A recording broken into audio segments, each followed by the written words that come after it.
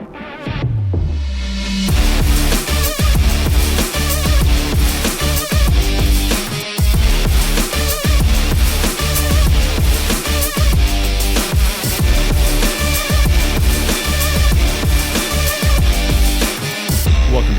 Living podcast. We have two very special guests with us today, Tanner Bowman and McCartney Hart with Perform to Learn. How are you guys doing? Good. How are you? Thanks for having us. Welcome.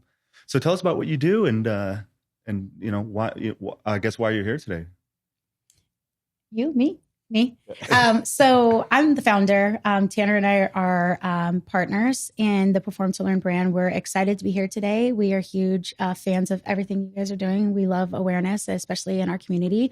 Being that I'm a Scottsdale native, I wanted to bring a concept that I created in Bermuda over 13 years ago, which infuses play-based learning with performing arts.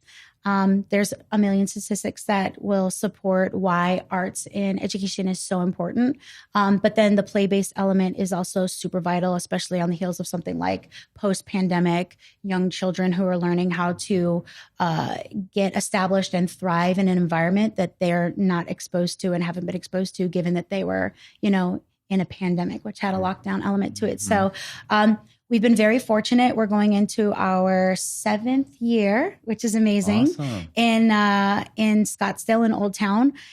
We've won several awards. We were really, really honored to be celebrated as most loved preschool a few years in a row, which we're excited about, and Best of Scottsdale. So it's been an amazing journey. And anything you want to add that I might have missed? Yeah, I came on 7 years ago with, I was going to be her nanny.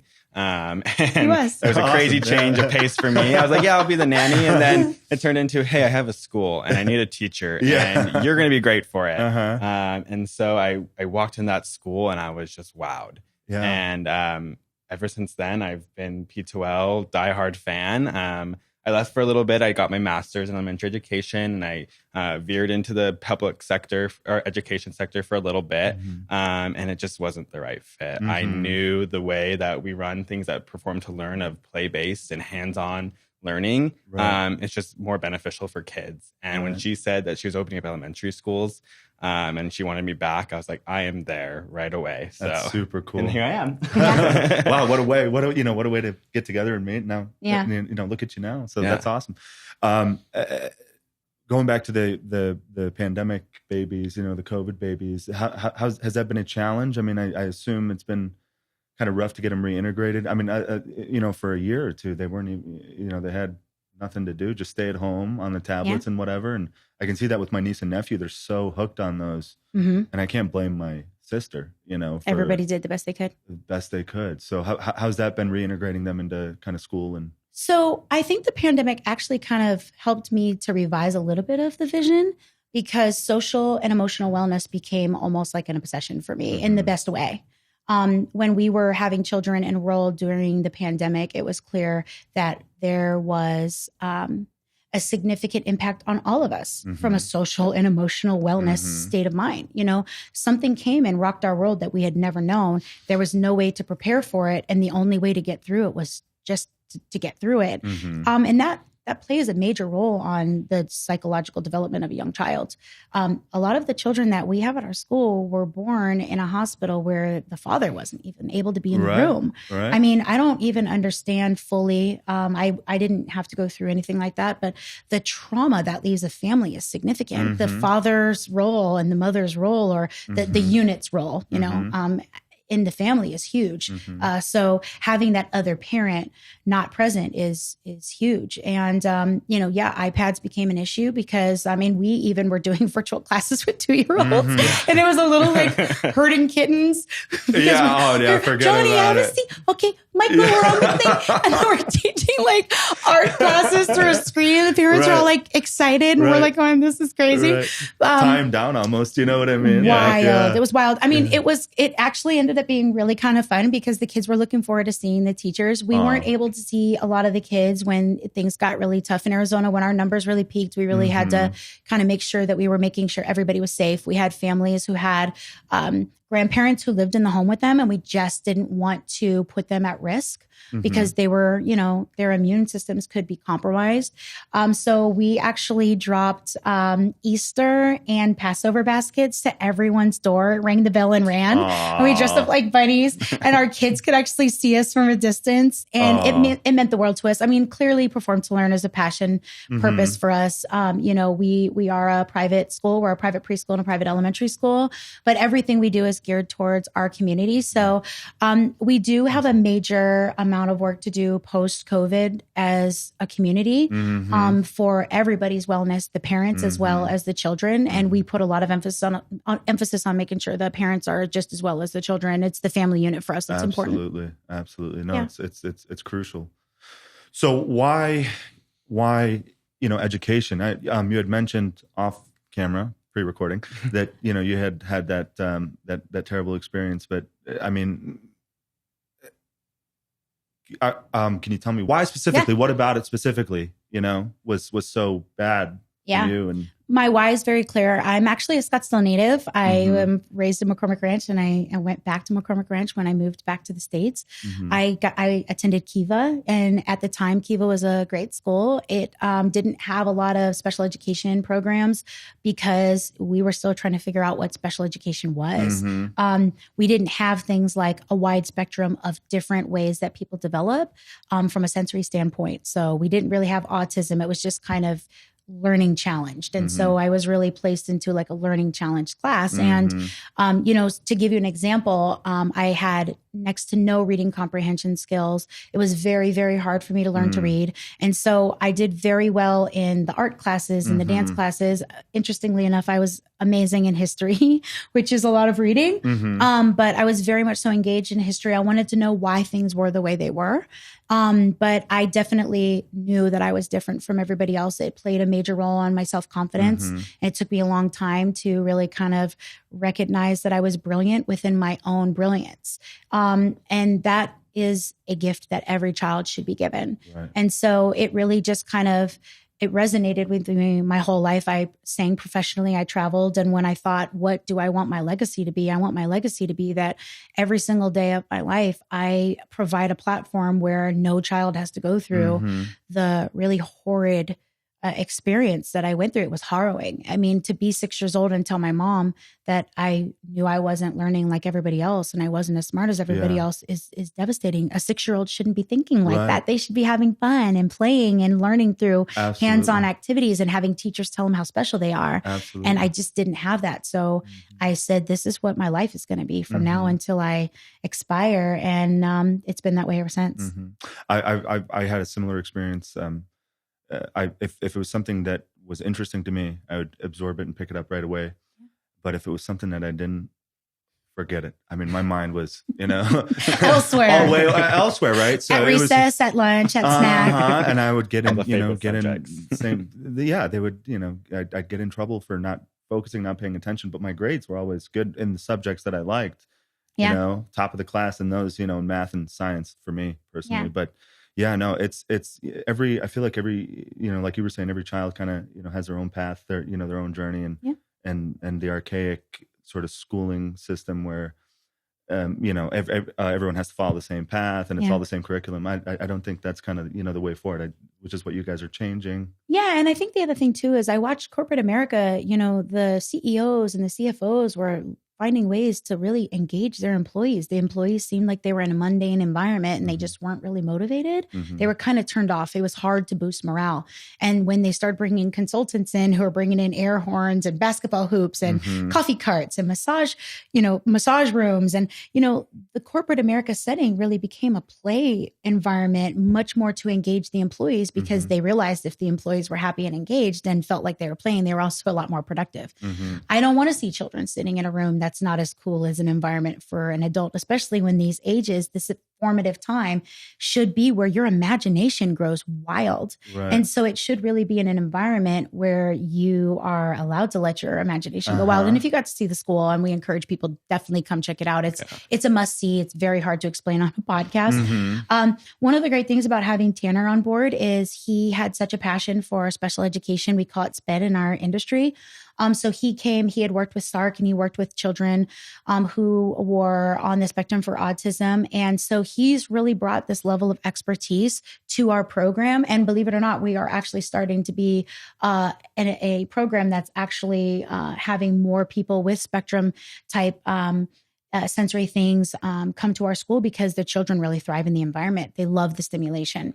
Awesome. So Tanner, you had mentioned that you had met McCartney as a nanny initially. So nanny to teacher, so kids, I guess in general. So has that always been something you've been wanting to do? Just work with kids, or? Yeah, I actually went to school at GCU. I got my bachelor's in biology. I wanted to be a physician assistant or an occupational therapist for pediatrics, and I graduated. And it was really hard getting into PA school, really expensive. And so I was like, I'll just find a little side gig. I like kids, try to get a nanny position.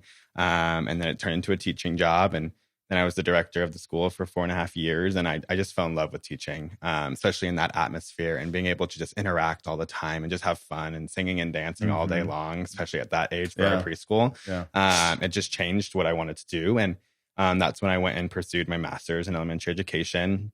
Because we were planning on getting elementary schools going. And I was like, I know that what we're doing here is going to be better for elementary as well. And so I might as well get that education while I can. And now I'm a lifelong learner and teacher. And I want to make sure these schools that we're making are the highest quality that we can provide for the kids. I think children have the right for a high quality education, no matter where they're from. And so that's my goal, is making sure that we can make that accessible for everybody. Awesome. And I'm not sure if this is coming across, but the passion here for this, from the moment we met you guys, I mean, you specifically, we could tell there was, something beautiful there, right? Just the way you talked about it, just the way you kind of discussed it. So, it's amazing. It's so rare to find people as passionate about what they do in any industry, especially teaching. It's not common anymore. People just kind of don't care about their jobs or what they're doing. It's all for a paycheck a lot of times. Yes. Yes. And I mean, education's kind of, I think that education is kind of in an interesting space right now. And I think that's why a play-based, we're the only play-based program for an elementary school in the state of Arizona. We're the first to do it. Play-based performing arts, no one's really doing it. I will say that Arizona definitely is going through some transitions. I think, I don't know if you understand what the ESA voucher is all about, but the state has decided to give families the funding that they would have for the public school sector, and they get to kind of make their own decisions. Yeah. I think parents are wanting to make some decisions right now. Yeah. And you know what? They're all very subjective. They're very personal to the family. They're very personal to the family's morals, their core values, what they're looking for. We actually attract, what's funny, we attract a lot of really professional business people who want their children to go to performing arts schools because they wanted to be a rock star, but they went to law school. Yeah. So they're I'm a lawyer, but by trade, I want to be a guitar. I want to be Eddie Van Halen. Yeah. And so when they come in our program, they're oh my gosh, this is exactly, what I like for my children to have. But yeah, there's a lot of change going on in schools. And so parents reach out and they ask a lot of questions. One of the things that we love about our program too, is we're a very diverse group. We want diversity. We live in a very diverse world. Arizona has changed a lot in the last couple of years. We have, our population has grown. People are moving here. They love what Arizona provides for their family and lifestyles. So we look a lot different than we did. Our landscape has changed. Yeah. And so we want to make sure that we hone in on having a very diverse team of teachers. We love having a diverse team of, in our student body and our community. Having males in our environment is so important. We can't stress it enough. Having that balance, because our world is made up of male and female. female, right? The genders. We've got a lot of different things going on in our world. So we want to make sure that we represent, how great male teachers are in our program. So we seek those gentlemen out who are passionate about young children because they bring a whole different balance to schools. A lot of schools you'll see are very, very heavy with women educators. And, I'm a small business owner and I'm a woman. And so I'm all for women getting into businesses and, doing what their passion and their purpose is. So I'm all for that. But we do love having that balance. It's just a magical environment when the children get to see, strong males and strong females, very passionate about the children's development and really committed to, to the students. So we're very fortunate in that regard. Yeah. I mean, just from my own personal experience, having male teachers was the best. I really, really enjoyed it, really kind of connected with them a little bit. As a 7, 8, 9-year-old, growing up, it was like, there's this, that's who I'm going to be when I grow up. You know what I mean? Yeah. So, so I think that balance is super important. That's super awesome. Well, when parents walk in, they're like, "Oh, there's a lot of male teachers here." And we're like, "We're normalizing having males in the early childhood environment." And it's so funny. The kids absolutely go crazy. It's just like the coolest. Mm-hmm. It's hard to explain, but it's really just the coolest dynamic. And obviously we vet everybody. We go through the Department of Health and all of that, and so we're pretty stringent on how we vet people. But because we're performing arts, we get a very eclectic group of team educators. We've got dance teachers. We've got theater teachers. We've got STEM teachers. We've got Spanish teachers. We have a home economics class. The kids learn how to cook in our program. We brought that back. We brought that back. Yeah, we brought that back. One of the best ways to teach math and teach it proficiently where children are engaged and they master it is in the home economics class. Right. Cooking is math. We make a pie, we cut up the pieces. Each student gets to cut a piece, and that's a fraction of the pie. We're learning fractions in preschool. We just don't call it that. We just call it cooking and having fun. Yeah. But then they're getting these fundamental, foundational pieces that math teachers, if they could tell you in high school, if they could have preschoolers learning these foundational things through play-based environments and fun, it's just a home run for the child. It just helps the building blocks of academic, them excelling academically. I mean, to this day, when I think fractions, I do divide up a pie in my head. You know what I mean? Absolutely. You know what I mean? Absolutely. A pizza. But isn't it more fun with a pizza because then you get to eat it? Yeah, like a pizza. Yeah, exactly. So no, that's fantastic. Yeah. That's fantastic. How did you get the idea to do something like this? I mean, are there competitors? Did you kind of learn from someone else, or is it just something that you kind of thought up to start doing? And so one of my abilities, we don't really say disabilities at our program. We focus on all abilities. So one of my abilities is I am also on the spectrum for autism. So I relate very well to those students who come in. Awesome. He also is very helpful with me because he has a lot of education in autism, and adult autism is a real thing.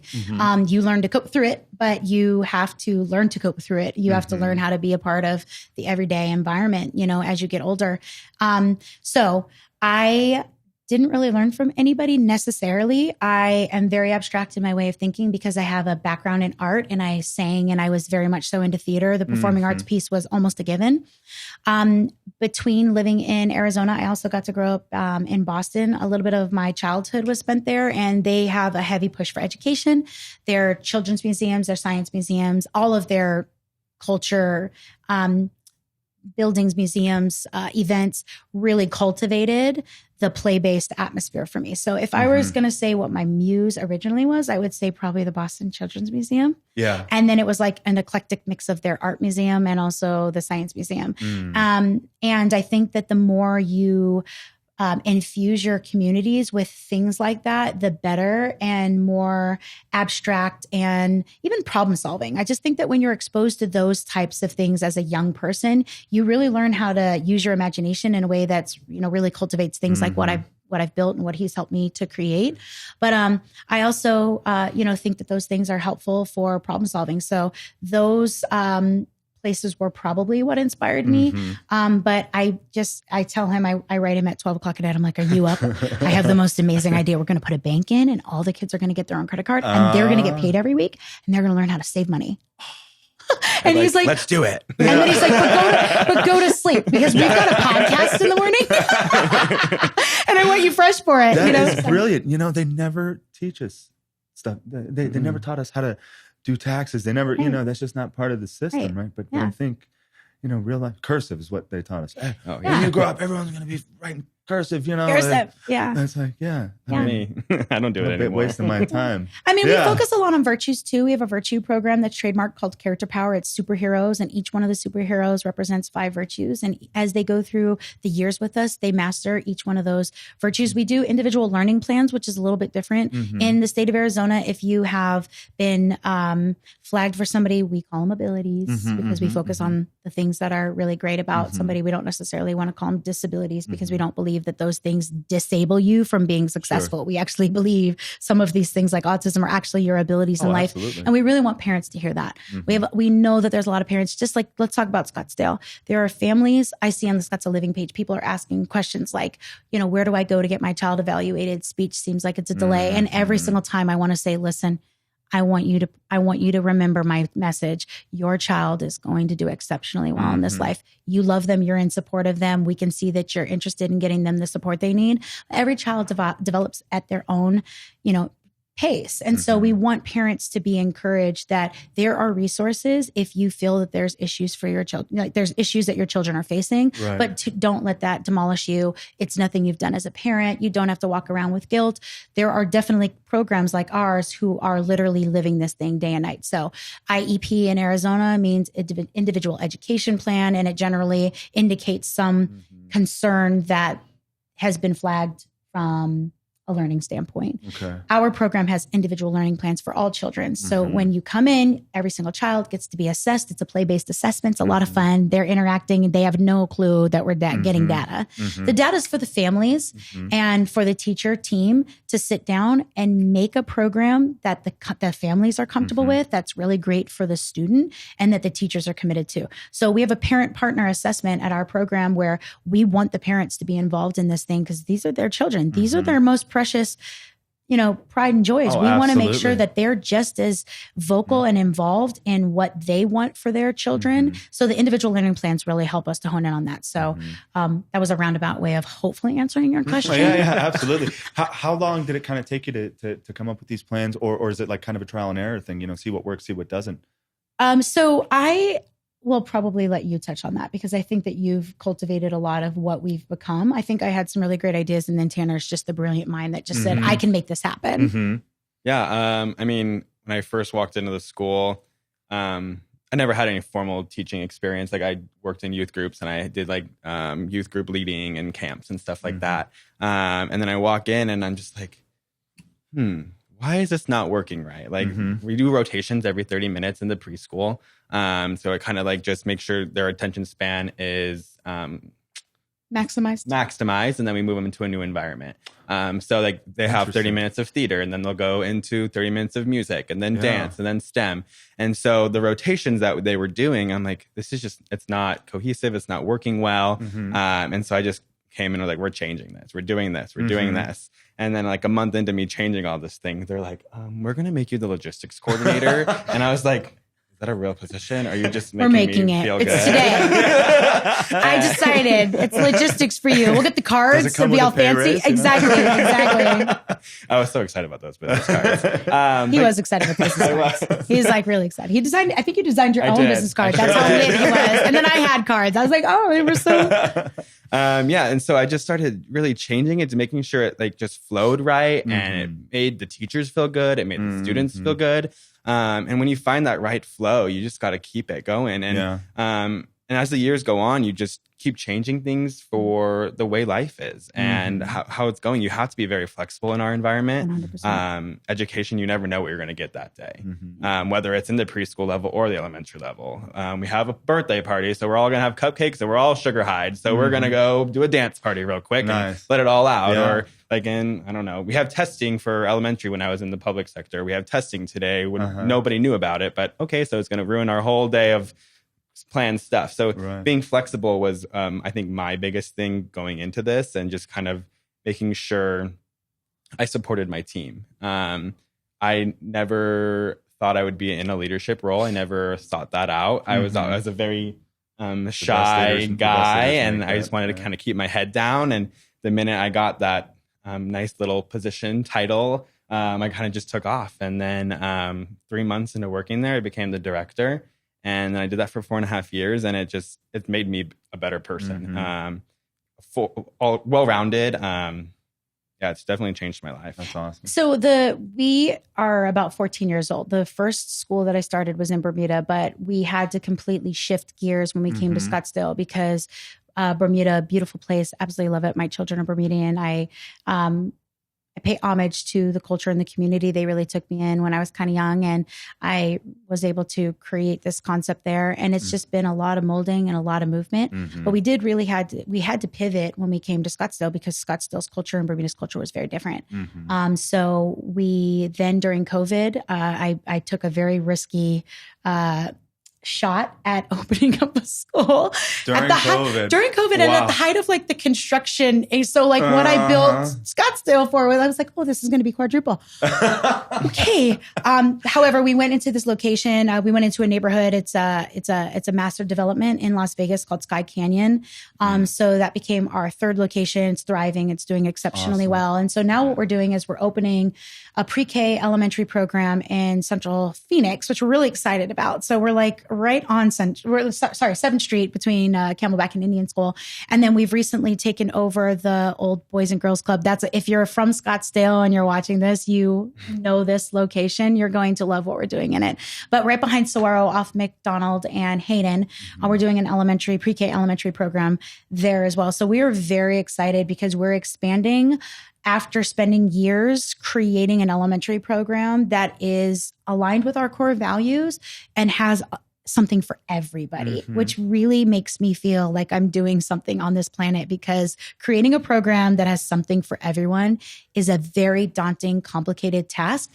And you have to, as educators, especially when you're endeavoring to open schools, you have to recognize that your students are your priority, but the families are your priority as well. You know, the parents decide where the children go, you know, and they need to believe in what you're doing in order to make that decision. Absolutely. So we are very focused on our community. We're very focused on our families. Authenticity, availability. We're probably the only school I know. And if we're wrong, dock us one. But you can write us at 11 o'clock at night asking a question about your student's day, and 99% of the time you're going to get an answer. Respond. Our families are 100%. We're available to them. Wow. These are their children, Yeah, you know, absolutely. and I'm a parent. I have an 8-year-old and a 12-year-old. I know what it's like to have your child say something right before they go to sleep and you're losing sleep over what they said because you just want some clarity. You shouldn't have to go to sleep that night as a parent wondering what did happen. You know, that kind of stuff's imperative. So that's what I lead with. That's really my vision, is to be there. You know, that transparency is huge. Like, was it a few days ago, there was the Leave Our Children Alone thing in LA, the protest. You know, you don't know what they're learning, or what they're teaching them is kind of, you know, shouldn't maybe be in schools, you know, there's some certain things that, you know, or whatnot. I mean, you know, it just depends on what you believe in or whatever. But very complicated topic. It's a very complicated topic. We could talk about that on another podcast for hours. Yeah. But, you know, I was going to say that transparency. Yeah. You know, 100%. what did they learn today? I think that gives comfort, right, to the parents, right? I think just knowing, because that's a bit scary now. Yeah. Like, so for every 5 families that we have enrolled, every single one of them needs and requires something different. There's religious backgrounds. There's religious and spiritual beliefs. There's core value beliefs. There's just every single family has something cultural, very political, 100% racial, right? Racial, absolutely. 100%. And to kind of manage that isn't the easiest. But again, remember what I said is we love the diversity. We have every family at our school right now. And it just really kind of adds to how beautiful we want our program to be. And when I say beautiful, I mean, everybody brings something different. We have people from different countries, different continents. We have people who speak different languages. Fantastic. And I think it adds to the beauty, but balancing that is definitely huge, because one family to another wants to see different things happening in school. There's obviously a lot of concern about some of the things that are being introduced at a young age. We try to be very neutral in religious and political views. We make our focus the children, 100%. Yeah. And, you know, sometimes that's a turn off to some families, but most times it's a much welcomed. I don't know how refreshing. It could be a turn off. I mean, honestly, just, you know, it's like, you know, just leave it neutral, you know, leave all that stuff at home and just let the kids learn and you know. Yeah, we're here to celebrate the children. Absolutely. Yeah. Absolutely. And when the parents see that, they appreciate that too. Oh, and 100%. We're, like I said, we love our parents. We love our families. They're why we're successful. I would say like 80% of why we grow is because of like the family referrals. That's humongous. I mean, we're getting messages every day. Like, we just heard that your school is the go-to school. We got to get in there with. We've met like 3 or 4 families. Awesome. They just rave about it. And I think a lot of it has to do with the parents believe in the authenticity of our authenticity. Right. I think they believe that we're committed to this, and the teachers are too. We're so fortunate. We have a dynamic world-class team of educators who are committed to seeing this program be exceptionally successful for the students. And we want people to kind of be open-minded to the fact that there's different ways for people to learn, and it's okay that it doesn't have to be the white-walled, sitting in a chair at a desk all day, reciting, reading, and writing what you're being told. We want them to taste what they're being told. We want them to hear what they're being told. We want them to try it on themselves. So if we're learning about community helpers, the children are dressed like community helpers, and so are we. We bring in community helpers, but we live it and we act it out. If we're learning about George Washington and one of the founding fathers of America, we're dressed up like George Washington, and we're acting out the Revolutionary War in a play-based, fun, and age-appropriate environment. So, like Teacher West just came in, was it this week? He had a gi on because we're learning about Brazil. Yeah. And he walked in a gi, and I was like, oh. So one of our teachers is a professional NFL player. He's retired now. He played for the Panthers. We're very, very grateful to have him. He's super passionate about the kids. Awesome. And he walked in, and I was like, did you slip it like you just in class or something? And he's like, no, this is how I'm teaching. We're learning about Brazil, and I want them to see jiu-jitsu. So he was like teaching them stuff. My daughter came home, Mom, I learned all these cool holds and moves, and if somebody comes up, I can defend myself. And I learned some Portuguese words, and I also learned about some of the food in Brazil, but it was the gi for me, Mom. It was the gi. And I was like, good job, baby. I was so glad. It was very cool. So you never know what you're going to get. Sometimes you walk in and we got some wild stuff going on, and but fun wild. Like, we have a teacher who's Native American. I'm also Native American. So he came in his full cultural attire, and the kids just went bananas. It's just fun. The kids deserve to be in an environment where they're learning and they're having so much fun. And the more they're engaged in fun, the more they're engaged. And the more we can say, okay, wow, they're really, they're engaged, they're connected, and now we can get mastery. And mastery means you were in our program, you went into our ELA class, you were in our STEM class, and at the end of your time with us, you were so far advanced because, we don't put restrictions on the children's learning abilities. And one of the things that we also did, we pivoted from a state standard. We actually used America's state standard, because state standards, they vary from each state, right? So Arizona is striving to get our rating up as a state in education. We have a lot of work to do. We need to think about this a little bit differently. That's what I've heard. Do you know where we're ranked nationwide on a state-by-state basis for public schools? I imagine it's pretty low. We're like 48. I feel like it's almost embarrassing because we love Arizona. We're both natives. We are definitely Phoenicians. We want you to understand this. And we're educators. It's very embarrassing to say that. We love our state. We believe in our children's ability to learn. It is unfortunate. I think we have to start learning a different way. I think we have to let go of what we've always believed in. Let me just give you some history. Our very first ever school in America is in Boston. It's called Boston Latin. It's the oldest school in our country. Do you know what their format for learning was? I don't. Play. Oh, wow. And this is historically written. You can read this. Like, this is factual, folks. I'm not making this up. Boston's first school was a play-based kinesthetic, and kinesthetic means hands-on learning program. It was in, it was just one little schoolhouse like you see in the movies. And it's still one of the most exceptional schools to this day. Massachusetts, back east, they do have higher ratings for education, but they're also looking at pivoting to do it differently. You've got to move with the times. We're technology driven. We're very much so a fast paced moving world. And so you have to kind of prepare children for those things. We introduce coding at a very young age. We introduce robotics at a very young age. We introduce hands-on activities at a very young age. Fine motor development is very, very important in the formative years. So early education. The reason why you want children to have those skills is for whatever they're going to need to do to make an impact in this earth, on this world. Yeah. As it should be. Absolutely. Yeah. We don't have people, learning to weave, cloth or whatever, that's all done by machines, by textile machines. So, knowing how to weave is actually a really great skill. It sounds like so I'm glad you actually said that. It's so interesting you'd say that, because people are like, well, people don't do a lot of those things anymore. And I was like, right, but it doesn't mean that they don't need those fundamental things. Like, we actually have tools and toys in our school. We have an auto mechanic in our preschool. Wow. We have an auto mechanic. Why do we have that? We actually have ways to teach kids at a very young age with plastic toys to change tires. Why do we want them to learn that?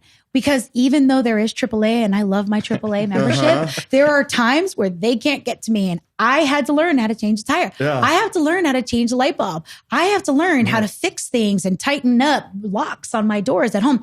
There are fundamental things that people deserve to know so that they can be as I guess I don't know what the word is. Effective in their own lives. Absolutely. Do something for yourself. When you're a homeowner, you have to really get to know things. Like, I'm a homeowner. The things I learn daily still. I'm like, oh man, that just fell off and I don't know what to do with it.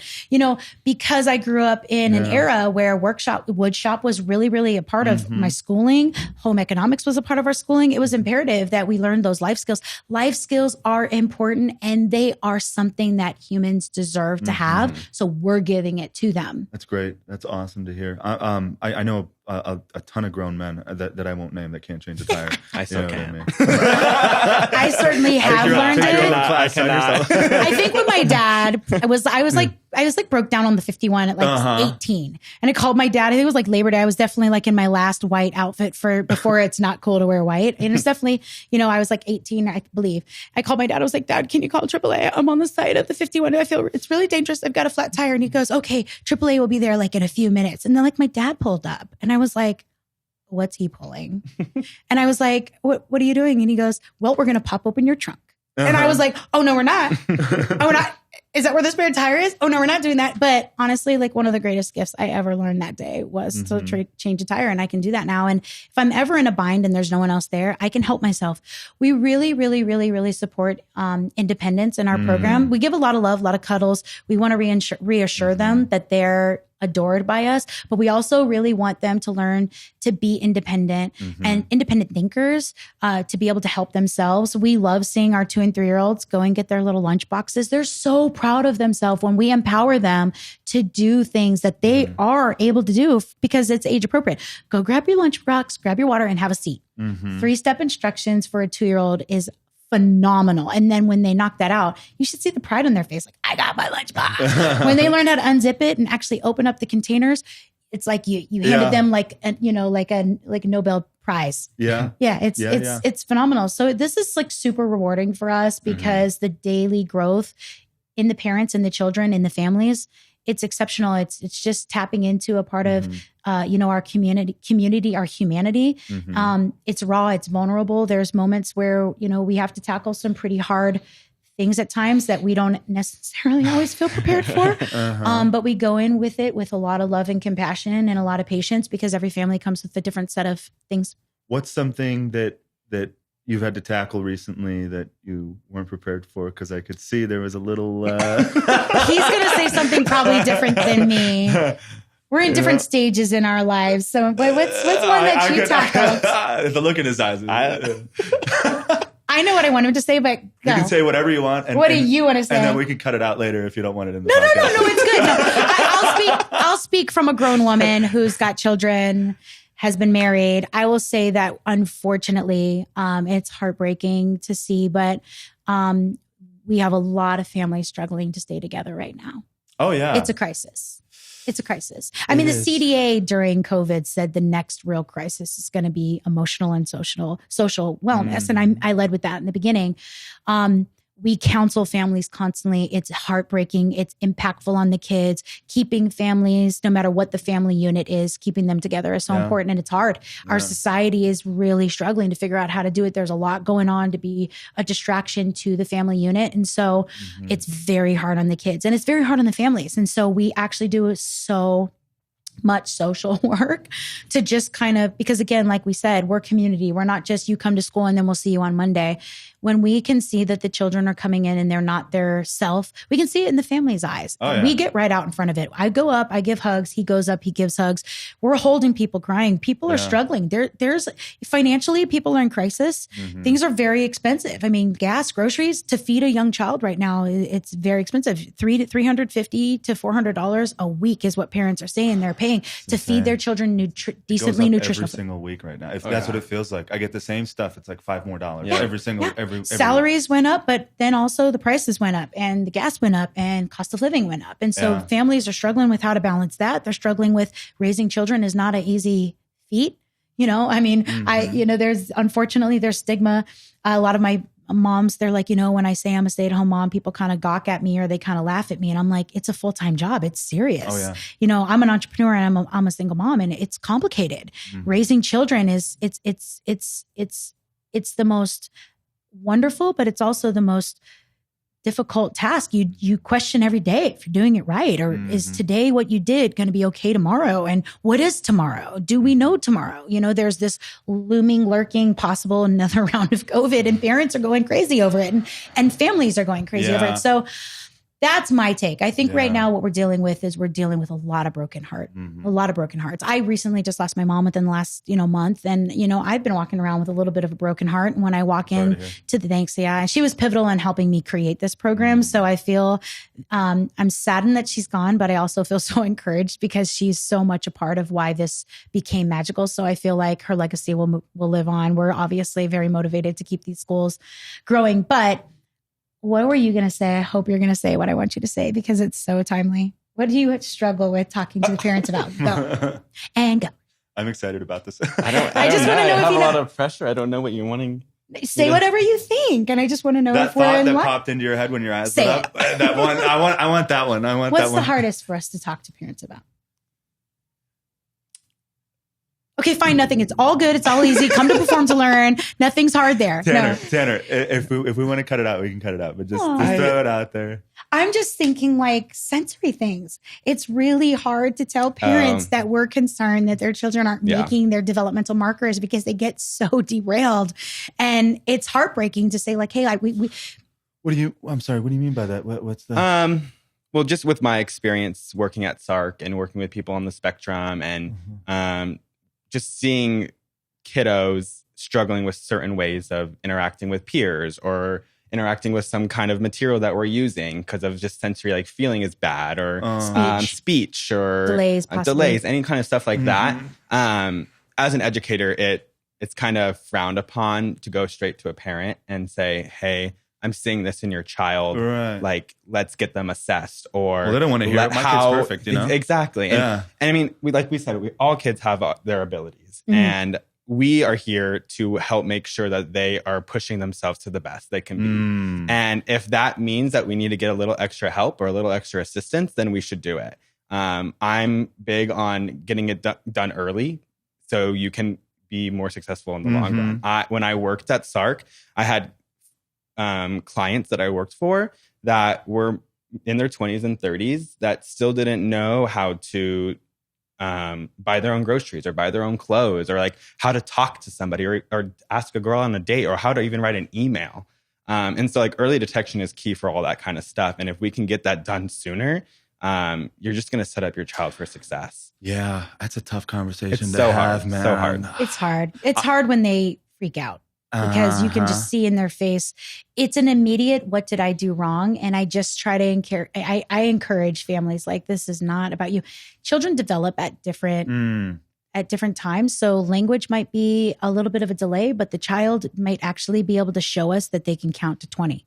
Yeah. At 2. Yeah. And so it's hard conversations to have. We always lead with a lot of compassion and love. When families aren't ready to hear it, it's disappointing to us as educators because early intervention is everything. Yeah. If you've got a child that you don't believe are making the developmental markers, or your pediatrician said, we're going to look at this in the next 6 months, or you're reading, the books that tell you what to look for, or podcasts, or, videos, and you recognize that maybe your child's not responding, maybe they're not making eye contact, maybe food is really a cumbersome topic for you because sensory, they just don't like the taste or the smell. It's important for us to jump into those things and get those things assessed because there's so many resources available. If you think that your child has any kind of delays, or they're just a little bit, different in your eyes, you just want to get those things going for them, because the earlier the better, especially from a speech standpoint. You can't start speech development if there's any kind of delays. You can't start them early enough, in my opinion. Well, that makes me concerned about my nephew now, but well, there's plenty of resources. Yeah, tons of resources. Guess, Arizona is very rich in resources. That's one thing that I absolutely got to give us kudos for. There are a lot of organizations that have popped up to recognize that there is something we need to tackle.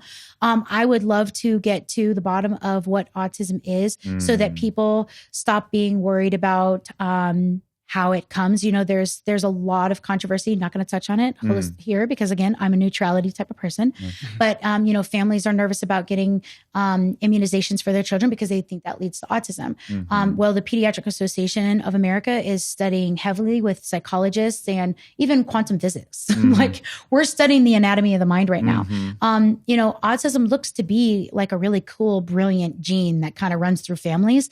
And generally, if you have somebody who's on the spectrum, like a child in our school, we generally have a parent or a grandparent or somebody close by who's got very similar sensory things. And again, like I just, if I could do one thing before my time is up on earth, I just want to change the stigma around learning style. It's a style. It's not a disability. It's an ability. It's not a disability. And if there's educators who are committed to making a space, making room for all abilities, then the children, our next generation, will do exceptionally well and extraordinary things. If we keep classifying and early diagnose, attention deficit gets diagnosed like crazy in preschool, and it's devastating to me because I'm like, well, wait a minute.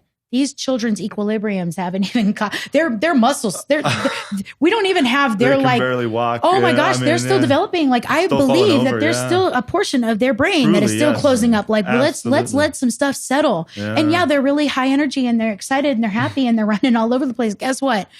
That's a good thing. That bothers me is they're diagnosing a lot of these kids with ADHD. It's like, are you fucking kidding me? Yeah. I mean, I'm sitting in a room with white walls and like nothing to look at, boring, maybe a map and a fucking clock or something. And you expect me to sit still, and there's this thing, there's this little quiz online. It's called Prison or Public School. And it shows pictures of prisons and public schools, and you have to pick which one it is. I get it wrong half the time. Yeah. Oh my goodness. I'm serious. It's a real thing. It's like they look exactly the same. Chain fences, metal fences, and white, stone walls and stuff.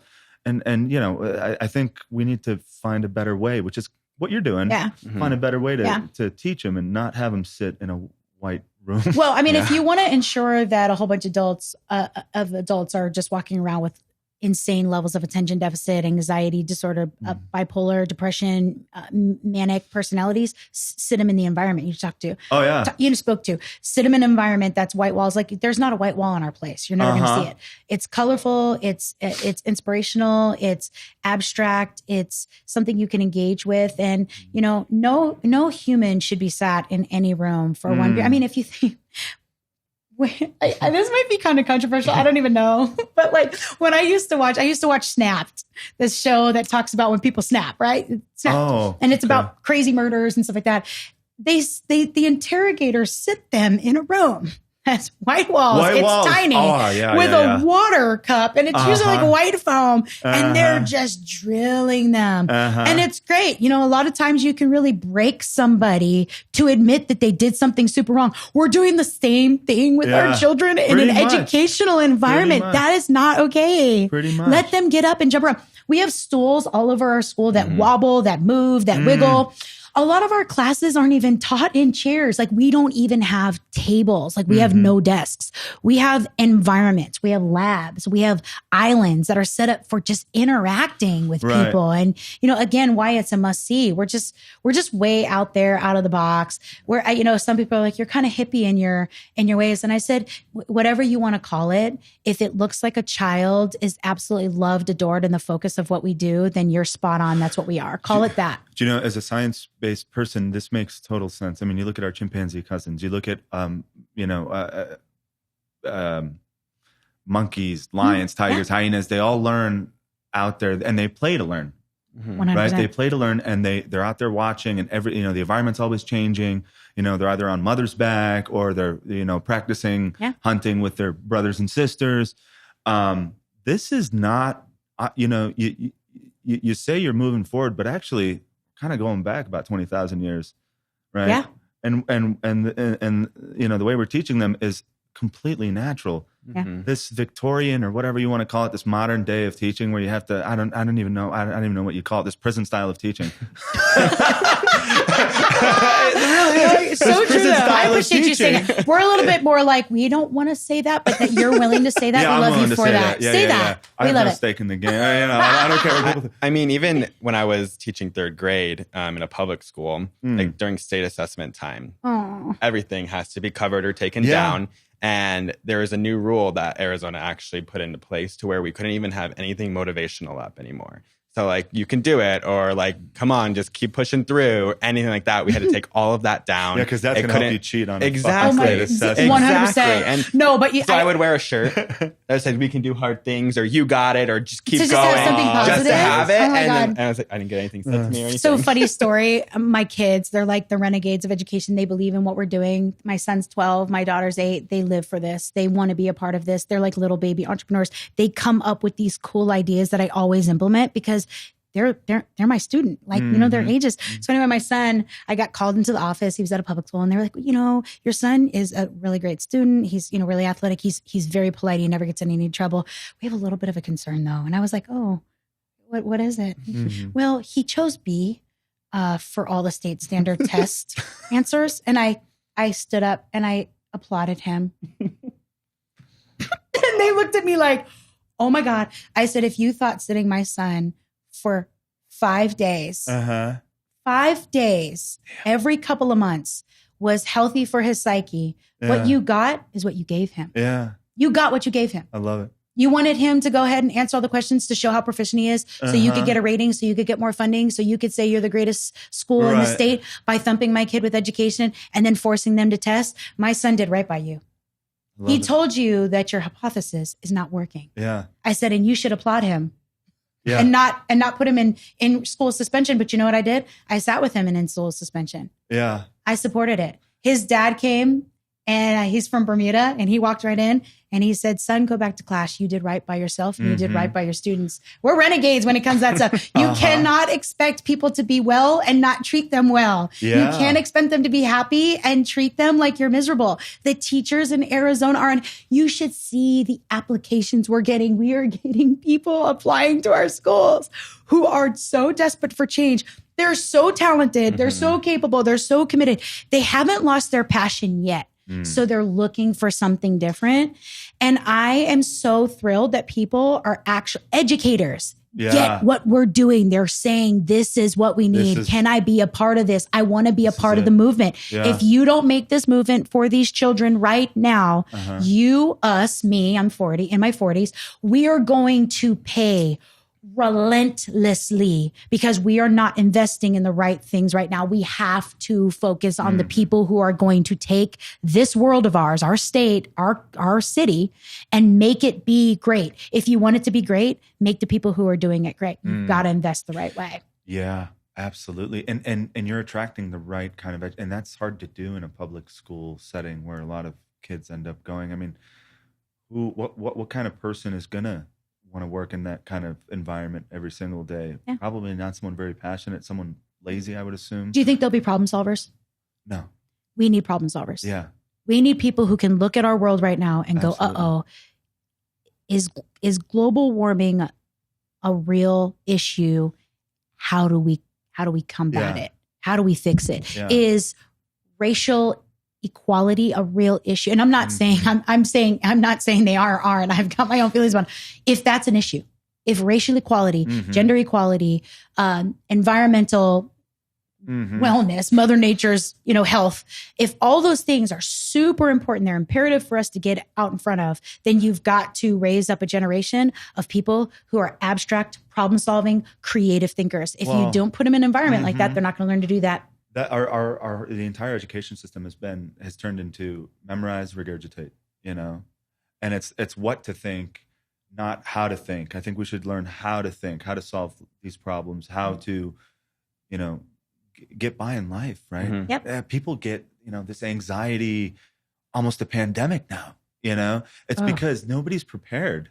This education system has failed us, and nobody's prepared for these things that are going to happen on a daily basis. And now you have all these people with rampant anxiety, Xanax and whatever, and taking all that shit because, they get nervous. Yeah, everybody's nervous. Everybody's nervous about something. One of the things that's actually really cool about our program, especially in our musical theater class, but in all of our programs, we teach coping.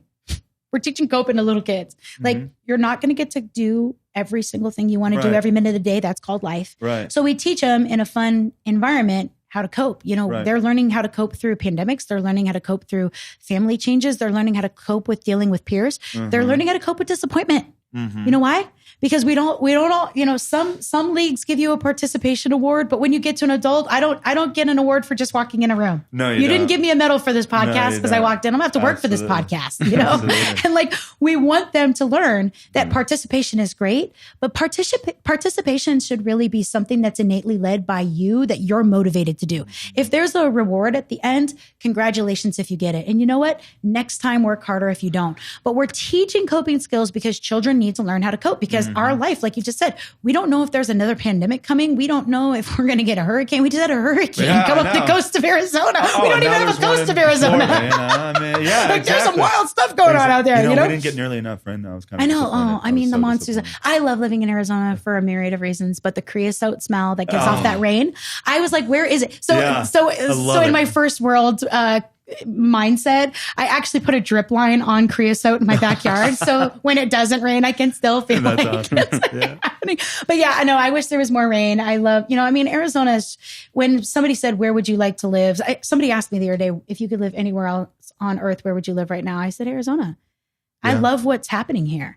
I love where we're going. I think there's a lot of great things. I think there's a lot of diverse things. I think we have some topics we need to tackle.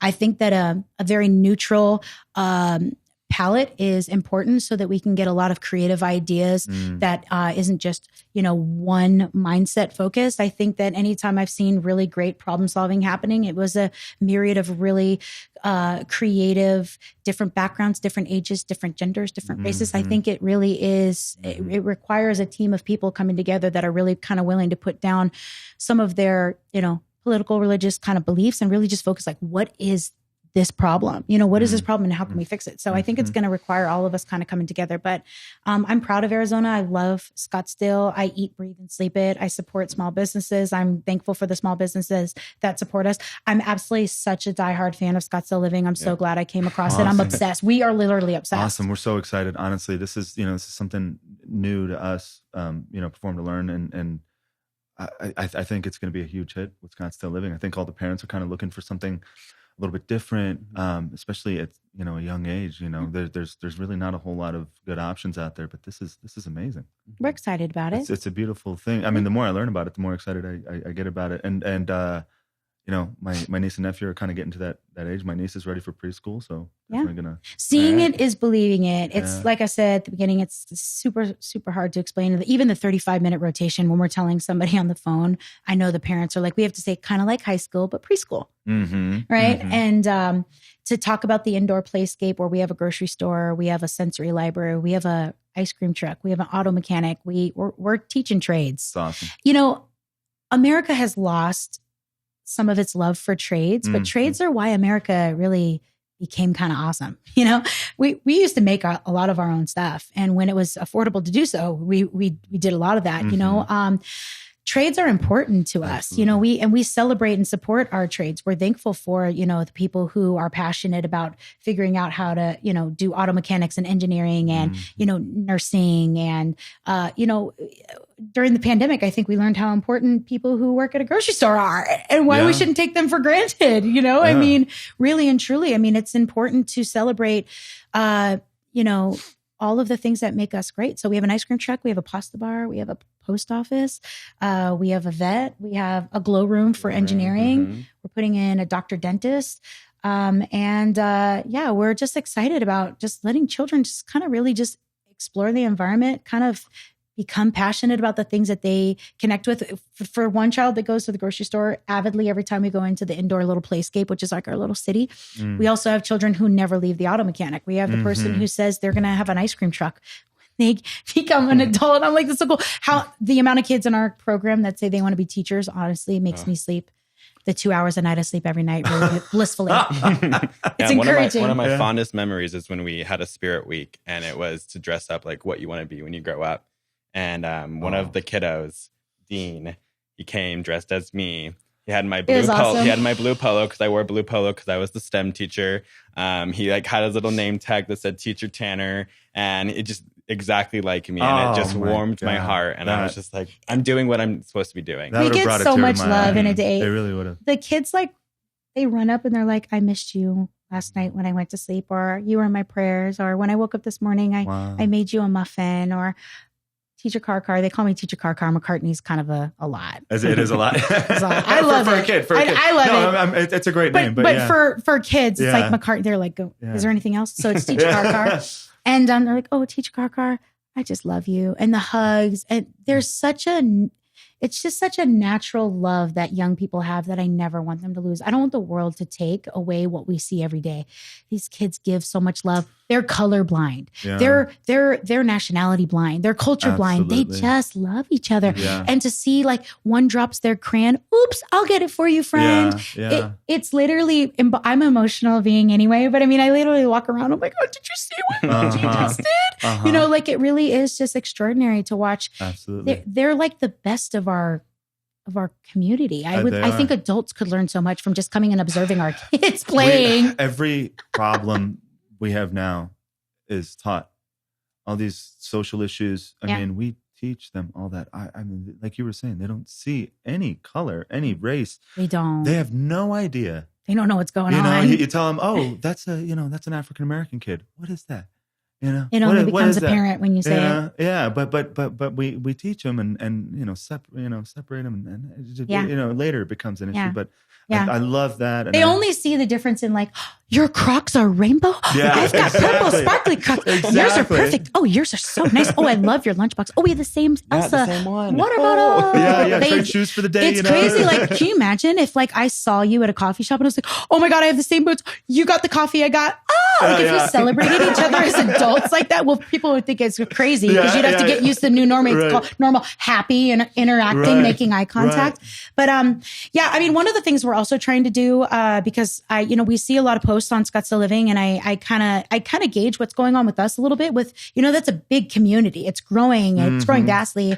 A lot of families are like, are there places where we can do little meetups or play dates? We do a meetup once a month. We want to extend it to the Scottsdale Living families. We meet with our families. We go to the Children's Museum. We go to the Idea Museum. We're going to start hosting smaller groups, 2-year-old groups of play dates for families on the weekends. So families can come just see the environment and meet other families because we've got a lot of transplants. What were you going to say? I was going to say, we'll put that on the events calendar and get it, I'm sure we'll have a pretty good showing. Yeah. Donuts with dads, have dads come do a STEM activity with Teacher Tanner, bring your 3 and 4-year-old. It's great hands-on activities. It's learning. Yeah. A lot of families in our neighborhood aren't necessarily looking for full-time enrollment because they have really flexible schedules, or they have a nanny, or they have in-laws that are, helping. Location as well, it just depends. Yeah. So some of those people just want to come and do some socialization. So we're looking forward to doing more of that. But that's what it's all about. We want to meet the needs of the community. Whatever, we're here to kind of do whatever people need. Yeah, we'll set you guys up with that event. I think that'd be fantastic. Yeah. Get you guys off and get you, better known in the community. I mean, we're doing some of that other stuff, as you know, but an event like that would just be fantastic. Awesome. We're excited about it. When's the next one? We are trying to put one on the calendar. We're doing a ton of events, we are, actually. So we're one of the sponsors for Arizona Boardwalk, the one by the Odyssey Aquarium, that whole middle area. They have 10 events from now until next May that we're going to be a part of. So we'll have a booth down there. I think the first one's September 30th, I think. It's called the Action and Adventure Fest, I believe. But we'd like to work with you guys too to figure out sometimes, like, we're Flex, we're open, and we're literally 2 steps from here. Right? I know. Families who are doing like brunch in the morning, if they want to, we can talk about it. We're, like I said, we really just want to raise awareness. We want people to meet our team. We want people to see how special this really is.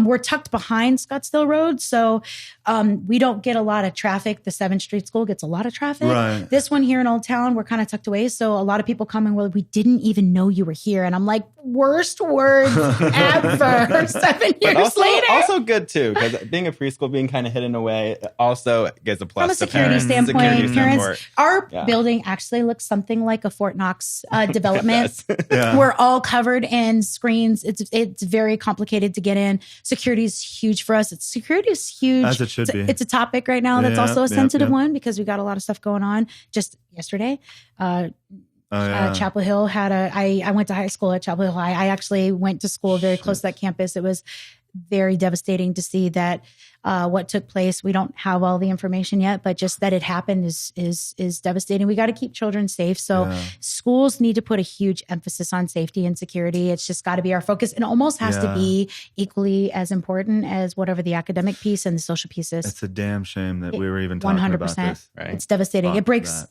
100%. Yeah. Fuck all of it. For our kids. Yeah. Seriously. For the kids who've been shot and murdered just innocently going to school.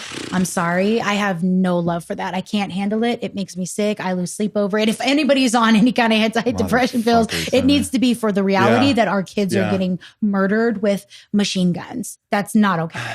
No parent should be worried about if that's the last time they see their children. It makes me sick. It's I mean, I'm getting teared up. It makes me so angry. Yeah, no, it does. It does. Like kind of. Yeah. No, it does. And I have little kids. Yeah, I know. So I have to think about it too. So I lead with that with my schools. We have a huge focus on security and safety. It's important to us. You just can't ever be too. You just can't be too safe when it comes to these little people. They can't advocate for themselves. They have to have people advocating for them. And that's a community thing. It does literally take a village. It's a responsibility of our community. If you want our next generation to be great, you got to play a role in it, even if it's just being a good example when you're at a store. I think we missed the mark, but I think you're doing with this current 17, 18-year-old generation. There's people coming into with the whole TikTok and, nobody wants to work. They just want to be an influencer or whatever. But I think you guys are doing something to change that. We'll see what happens when this whatever generation takes over. I think we're all kind of screwed, but we'll probably be dead by then.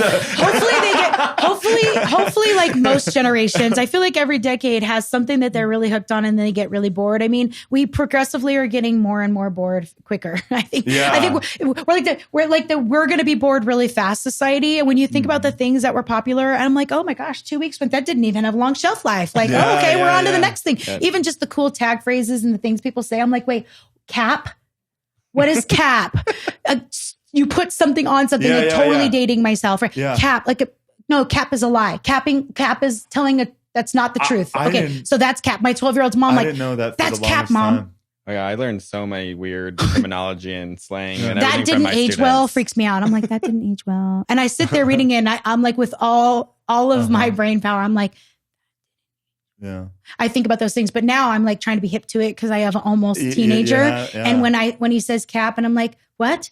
I just don't want to be uncool to him. Honestly, I don't know if it's just me, but some of the shit they say now is so freaking cringy. It is. Cringy. Cringy. No cap, gang, and all that weird. What? Yeah. I say to my son and his friends. Use real words. Like, you know what I say to my son? I said, sophisticated is actually really cool.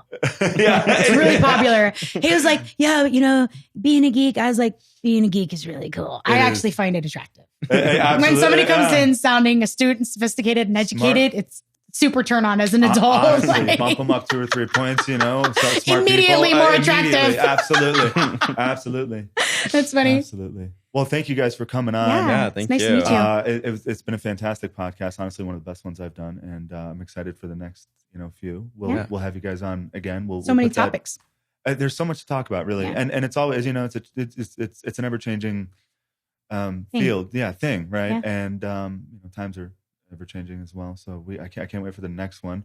Perform to Learn, Scottsdale, and then we have the 7th Street and between Camelback and Indian School location. And then in January we've got Central Scottsdale, which is elementary, pre-K elementary. Very excited. Very excited. Yeah. Well, we'll put the event on, and we'll go from there. But awesome. Can't wait to get this out there. And thanks, everybody. Thank you guys for coming on. Love you, thanks. Scottsdale. Make sure to check out our website. And if you want any more information, reach out to us. And we're doing tours literally daily right now. Awesome. Perform to Learn. You can find them on our website, the scottsdaleliving.com, or just Google or whatever. It's all there. It's there. Awesome. Very excited. Thank you. Thanks.